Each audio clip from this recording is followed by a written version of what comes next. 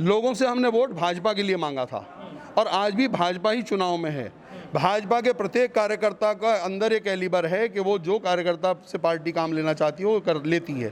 Party किसका कब कहाँ उपयोग करना चाहती है वह करेगी, लेकिन जनता के हितों की अनदेखी ना हुई थी, ना हो रही है।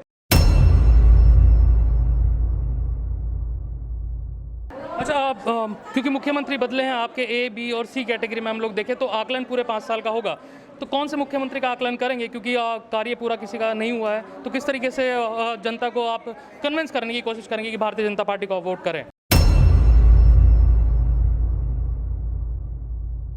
2022 के चुनाव में भारतीय जनता पार्टी का शीर्ष नेतृत्व जिसको भी हमारे बीच में भेजेगा, हम उसको केवल नाम से न मानते हुए कमल का फूल मानकर और उसे कमल का फूल मानते हुए यहाँ से 5000 वोटों से जिताकर भेजेंगे। ये आज हमने संकल्प लिया है।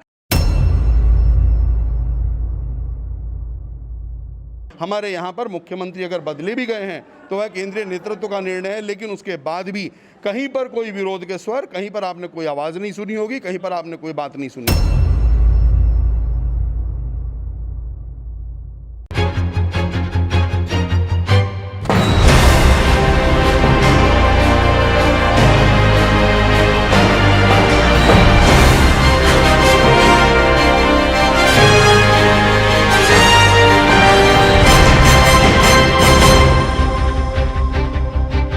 नमस्कार, आप देख रहे हैं द न्यूज़ वाला नेटवर्क और मैं हूं आपके साथ हेमंत। इस समय हम लोग हैं जो कार्यक्रम कराया गया था भारतीय जनता पार्टी के द्वारा कार्यकर्ताओं को संबोधित किया गया यहाँ पर आगामी चुनाव को देखते हुए।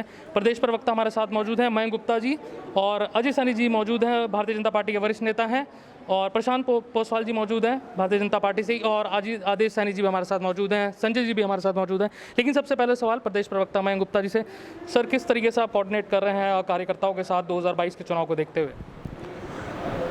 2022 का चुनाव हमारे लिए जहां महत्वपूर्ण है वहां पूरे देश के लिए, पूरे प्रदेश के लिए, सबके लिए बहुत महत्वपूर्ण है, क्योंकि पूरे देश ने, सब देश के नागरिकों ने, उत्तराखंड सहित ये महसूस किया है कि गत 7 वर्षों में मोदी जी की सरकार आने के बाद भारतीय जनता पार्टी के नेतृत्व में जिस तरह से सारे विकास के कार्य हुए हैं, जिस तरह से राष्ट्रीय सुरक्षा, राष्ट्रीय अस्मिता, राष्ट्रीय सम्मान, स्वाभिमान और देश में बहनों के लिए और गरीबों के लिए जिस तरह की योजनाएं आई हैं, जिस तरह से शौचालयों से लेकर गरीबों के राशन से लेकर किसानों के हितों तक जो काम हुए हैं, वह तभी संभव है जब हमारी सरकार दोबारा आए। और हमारे कार्यकर्ताओं ने अपनी जान की परवाह ना करते हुए, हमारी सारी बहनों ने कोविड के काल में भी घर घर जाकर लोगों की सहायता की है, उनके साथ खड़े रहे कंधे से कंधा मिलाकर।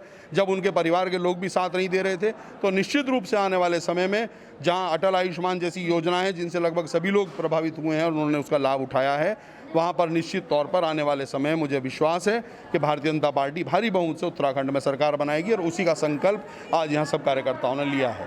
अच्छा, आप क्योंकि मुख्यमंत्री बदले हैं, आपके ए, बी और सी कैटेगरी में हम लोग देखें तो आकलन पूरे 5 साल का होगा, तो कौन से मुख्यमंत्री का आकलन करेंगे? क्योंकि कार्य पूरा किसी का नहीं हुआ है, तो किस तरीके से जनता को आप कन्विंस करने की कोशिश करेंगे कि भारतीय जनता पार्टी को वोट करें? क्योंकि बहुत सारे मुद्दे हैं जो अभी भी बाकी हैं। जब भारतीय जनता पार्टी चुनाव लड़ी थी उत्तराखंड का, तो क्या हमने कोई मुख्यमंत्री प्रोजेक्ट किया था?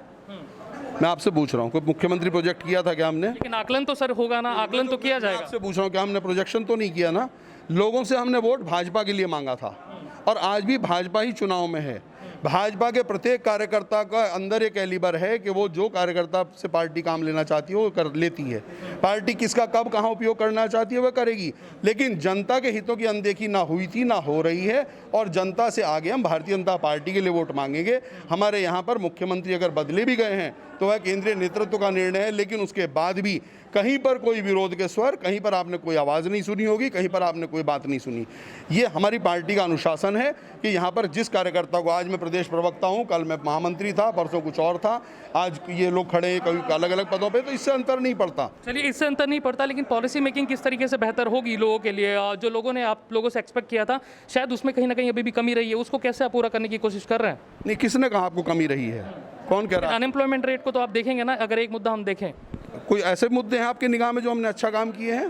नहीं, हम पूछ रहे हैं आपसे जो छूटे हुए हैं। हम आपसे पूछ रहे हैं। नहीं, अनएम्प्लॉयमेंट रेट तो अभी बढ़ा है ना। नहीं, आप एक बात बताइए, आप डॉक्टर 2022 के चुनाव में भारतीय जनता पार्टी का शीर्ष नेतृत्व जिसको भी हमारे बीच में भेजेगा, हम उसको केवल नाम से न मानते हुए कमल का फूल मानकर और उसे कमल का फूल मानते हैं यहाँ से 5,000 वोटों से जिताकर भेजेंगे। ये आज हमने संकल्प लिया है। ब्रेन को बचाया जाएगा, पहले आंखों को बचाया जाएगा, लीवर को बचाया जाएगा, धीरे धीरे उंगली में कहीं चोट लगी उसे भी देखा जाएगा। तो ऐसा तो नहीं लग रहा होगा आपको कि भाजपा ने कुछ किया नहीं है।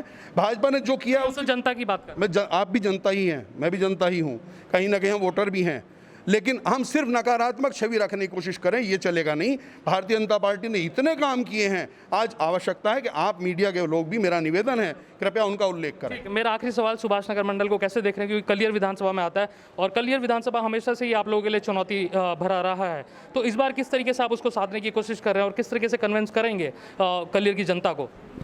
जितने लोग आप यहाँ खड़े देख रहे हैं ना चारों तरफ, ये सारे लोग इस बात के लिए आज साक्षी भी हैं और इस बात का इन्होंने संकल्प लिया है कि इस बार हम इस चुनाव को जीतेंगे। जो छोटी मोटी कमी रह गई थी उनको दूर करेंगे। और मुझे जहाँ तक भी जानकारी है कि जो विपक्षी यहाँ पर लड़े हैं चुनाव, वो भी इस बार भयभीत होकर दूसरे विधानसभाओं की जमीन अपनी तलाश रहे हैं। इसलिए भाजपा इस बार भारी बहुमत से विधानसभा चुनाव जीतेगी कलियर का। ठीक, आदेश सैनी जी से एक फाइनल कमेंट ले लेते हैं। क्या कहेंगे सर, जिस तरीके से कार्यकर्ताओं के साथ आज मीटिंग हुई है, तो किस तरह का कार्यकर्ताओं की तरफ से आपको मिला है कि भाई हम किस तरीके से काम करेंगे?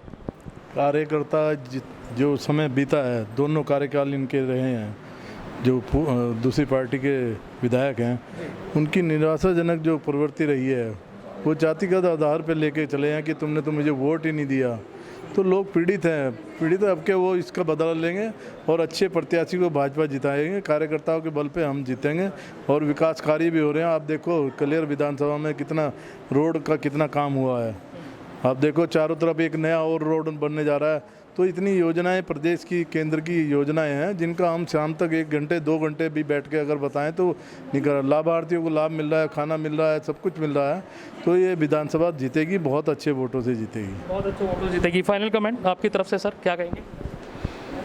2022 का जो चुनाव है विधानसभा का, आज यहाँ इस कार्यक्रम में हमने सभी कार्यकर्ताओं ने जो सुभाष नगर मंडल की रीढ़ है, जिनके ऊपर भारतीय जनता पार्टी टिकी हुई है, हमने एक संकल्प लिया है कि 2022 के चुनाव में भारतीय जनता पार्टी का शीर्ष नेतृत्व जिसको भी हमारे बीच में भेजेगा, हम उसको केवल नाम से न मानते हुए कमल का फूल मानकर और उसे कमल का फूल मानते हैं यहाँ से 5,000 वोटों से जिताकर भेजेंगे। ये आज हमने संकल्प लिया है।